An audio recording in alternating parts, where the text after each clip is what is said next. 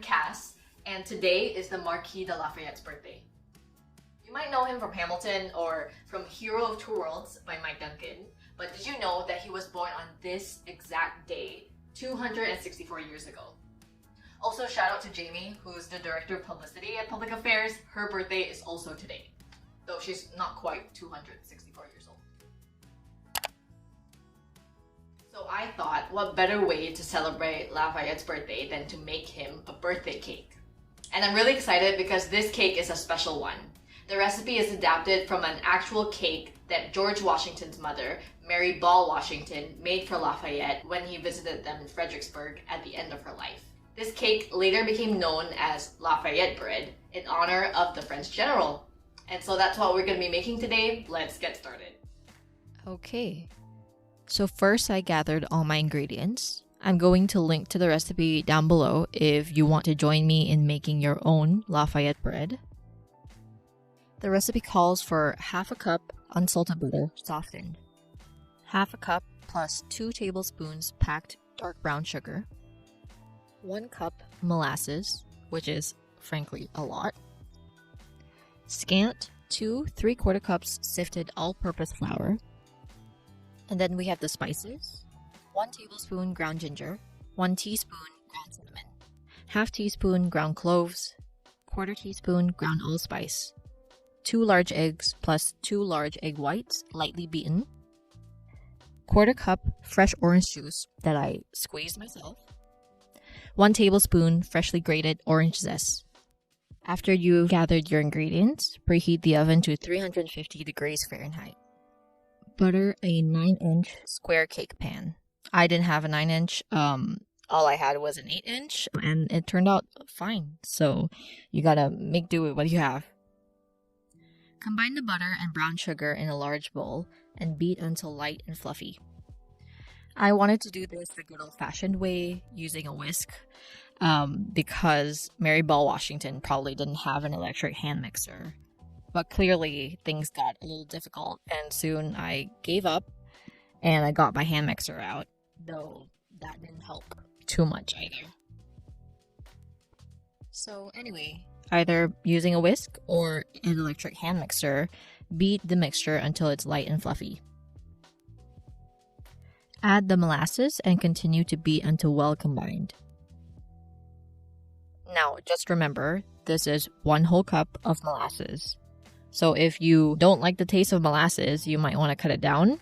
Personally, I tried this later and I didn't love the taste of molasses, so the next time I make this, I'm probably gonna reduce it.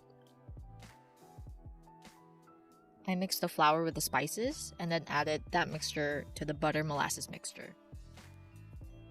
After that, alternately add the eggs and flour to the butter mixture, beating very well after each addition. That's what mine looks like.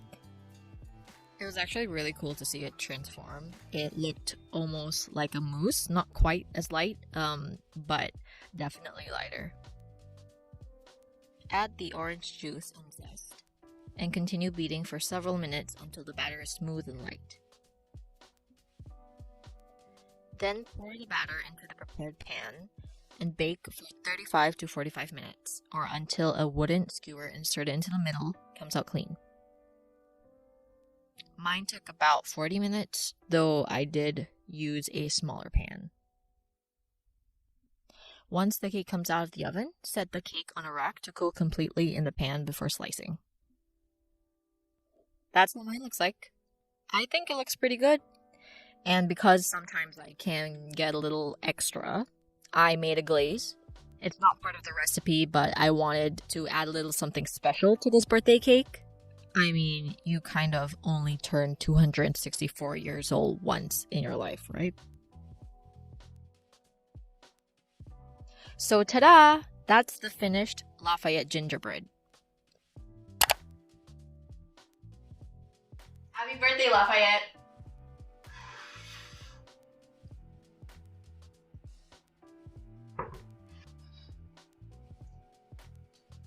So that's what it looks like.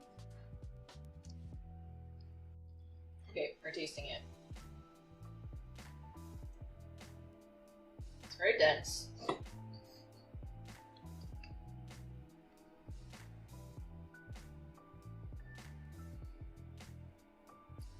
can taste the molasses. It's just really weird. Maybe you guys should try it and then let me know if you like it. I'm not sure if I do. Yeah. I do like the glaze. It's really good. Maybe this was considered good in the 18th century. Okay, well, that's it. Happy birthday, Lafayette, once again. And if you want the recipe for this cake, the Lafayette Gingerbread, it'll be down below. And yeah, thank you for watching.